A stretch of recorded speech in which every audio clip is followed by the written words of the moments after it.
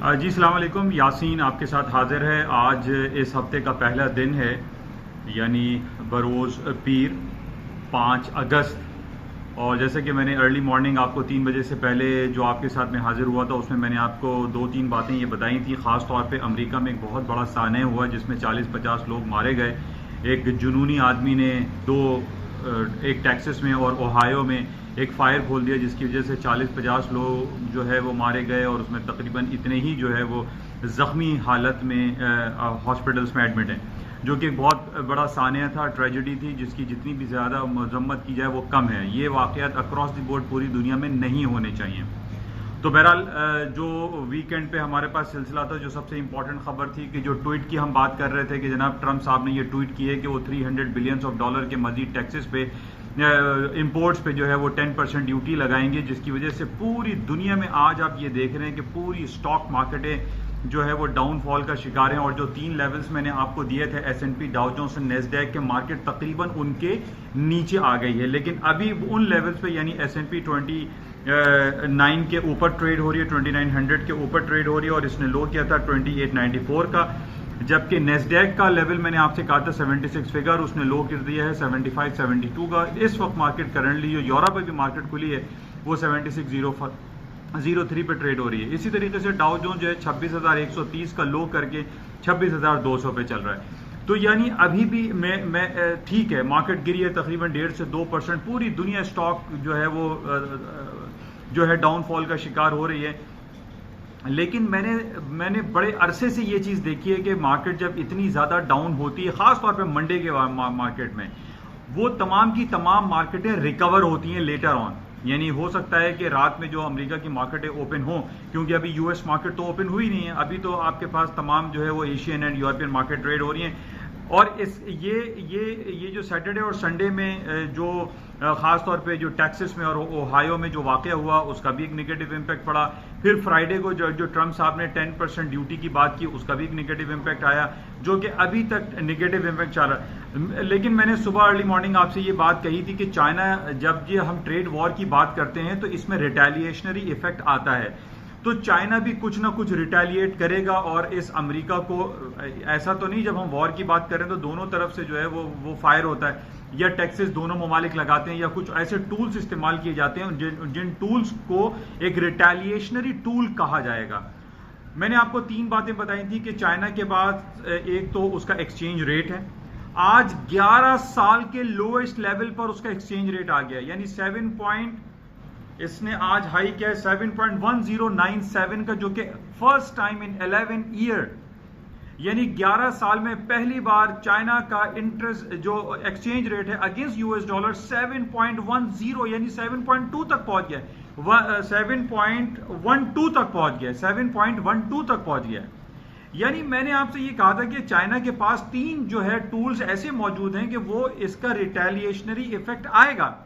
या तो वो अपना एक्सचेंज रेट को इतना डिक्लाइन कर देगा अगेंस्ट यूएस डॉलर के अमेरिका खुद परेशान हो जाएगा कि जनाब वो अगर अपना जो एक्सचेंज रेट है वो कम से कम करेगा तो उसकी ऑटोमेटिकली उसकी जो है एक्सपोर्ट बढ़ जाएगी। और अभी यही होगा, आप देखिएगा इन नियर फ्यूचर उसकी एक्सपोर्ट मजीद बढ़ जाएगी, और अमेरिका सबसे पहला मुल्क होगा जो सबसे ज्यादा इंपोर्ट करने वाला मुल्क होगा। तो ये अमेरिका के लिए आसान काम नहीं है कि वो 10% या 25% जो है ड्यूटीज लगा रहा है और वही समझता है कि वो बिल्कुल इससे जो है वो कामयाब हो जाएगा। ये उसकी भूल है।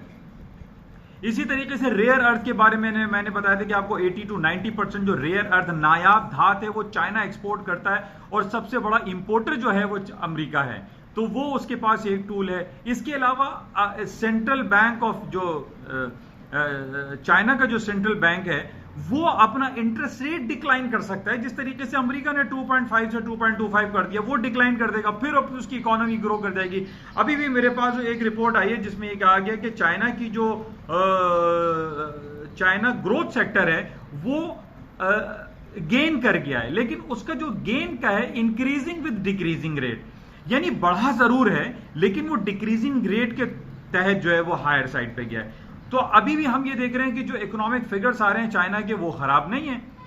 तो बहरहाल ये 3 फैक्टर्स आप याद रखें। एक एक्सचेंज रेट जो कि आज 7.12 हो गया, जो 11 साल में पहली बार आया है चाइना का चाइनीज युआन इस वीक हो गया है अगेंस्ट यूएस डॉलर।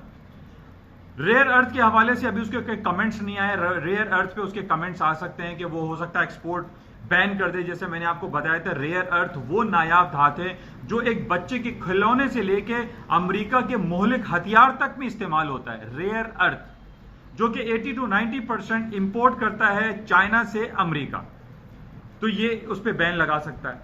अच्छा, इसके साथ ही जो हमारे पास यानी इसके अलावा जो टूल है चाइना के पास, एक तो तीन मैंने आपको टूल, चौथा टूल है उसकी एग्रीकल्चर लैंड, एग्री सेक्टर। यानी इस वक्त अमेरिका के पास कॉटन, बहुत सारी कमोडिटीज है जिसमें सोयाबीन सरे फहरिस्त है, सोयाबीन, वीट, कॉर्न, कॉटन, वो चाइना इंपोर्ट करता।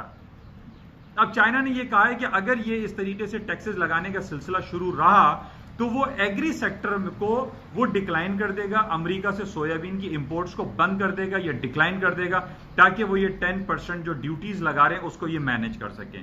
तो जाहिर है जब हम वॉर की बात कर रहे हैं तो रिटेलिएशन तो आएगा, और आज सबसे पहला रिटेलिएशन आ गया है। 7.12 इनका एक्सचेंज रेट हो गया है, जो कि 11 साल में पहली बार आया है। ये लम्हे फिक्रिया है अमेरिका के लिए कि वो आइंदा ऐसी हरकतें ना करे कि वो 10 और 25% जो है वो ड्यूटीज लगाता चला जा रहा है बिलियंस ऑफ डॉलर की इंपोर्ट्स पे। तो ये उसका एक बहुत ज्यादा इसका अमेरिका को नुकसान होगा। इसके साथ ही गोल्ड की कीमत, गोल्ड को मैं आपसे कब से कह रहा हूं, 1265, 1365, 1465 आ गया। आज दिसंबर कॉन्ट्रैक्ट ने 1471 का हाई कर दिया। तो मैं आपसे बहुत अरसे से कह रहे हैं कि जो जियो पॉलिटिकल सिचुएशन गल्फ कंट्रीज में चल रही है वो बहुत भयानक हो सकती है। कल भी एक ताज़ा तरीन जो रात में एक साहब ने मुझे खबर दी कि जनाब एक जहाज पे फिर ईरान के जो रॉयल गार्ड्स हैं उन्होंने कब्जा कर लिया है, उनको पकड़ लिया है और उस पर इल्ज़ाम लगाया कि वो स्मगल्ड ऑयल जो है वो डिफरेंट अरब कंट्रीज को सप्लाई कर रहा था, उसको रोक दिया गया।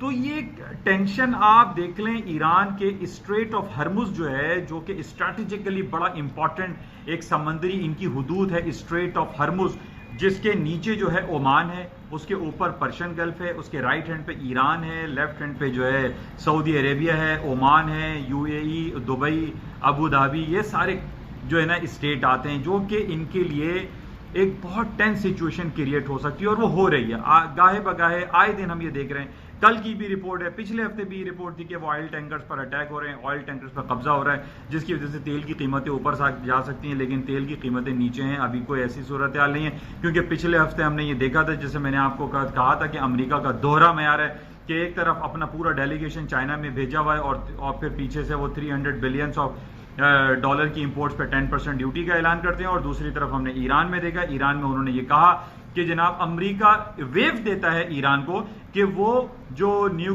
सिविल न्यूक्लियर एक्टिविटीज के हवाले से ईरान काम कर सकता है। तो व्हाट इज दिस, ये मैंने आपसे कहा था कि ये एक दोहरा मैयार नजर आता है हमें अमेरिका की तरफ से।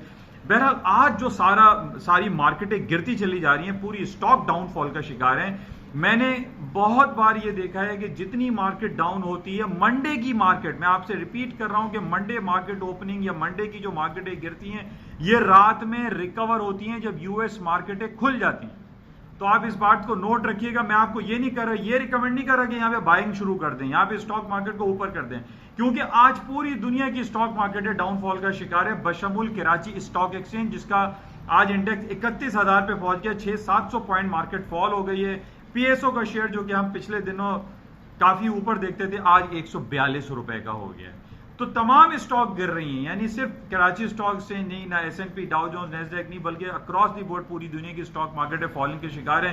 क्योंकि जो 2-3 सिचुएशन हमें खराब नजर आ रही है, जिसमें कल सुबह भी मैंने आपसे कहा था कि हांगकांग का मसला जो है वो सीरियसनेस इख्तियार करता चला जा रहा है। क्योंकि हांगकांग, मैंने आपसे पहले कहा था कि 5-6 साल पहले हमने साइप्रस, एक छोटी सी इकोनॉमी है, उसमें एक प्रॉब्लम आया था, फाइनेंशियल क्राइसिस हुआ था, जिसकी वजह से पूरी दुनिया की स्टॉक मार्केटों में क्रैश आ गया था। आज हांगकांग दुनिया की बड़ी इकोनॉमीज में कंसिडर किया जाता है। अगर हांगकांग में ये सिलसिला और ज्यादा प्रोटेस्ट का कंटिन्यू रहा, जहां के बहुत शिद्दत इख्तियार करता जा रहा है, क्योंकि हांगकांग की एक तरफ हमने ये देखा है कि हांगकांग में जो टूरिज्म है वो बहुत ज्यादा है। अब इन हालात के पेश नजर वहां पे लोगों ने जाना भी छोड़ दिया है, लोग वहां पे विजिट नहीं कर रहे हैं, तो ये वहां पे निगेटिव हो सकता है और उसकी ग्रोथ में कुछ कमी वाकई हो सकती है। तो बहरहाल यह सिलसिला देखते हैं और इंशाल्लाह आपसे राब्ते में रहेंगे। अभी पूरी यूरोप की मार्केटें खुल चुकी हैं, इंशाल्लाह राब्ते में रहेंगे और देखते हैं कि शाम में अमेरिका की और कौन सी रिपोर्ट्स आती हैं, और इंशाल्लाह आपसे राब्ते में रहते हैं। Thank you.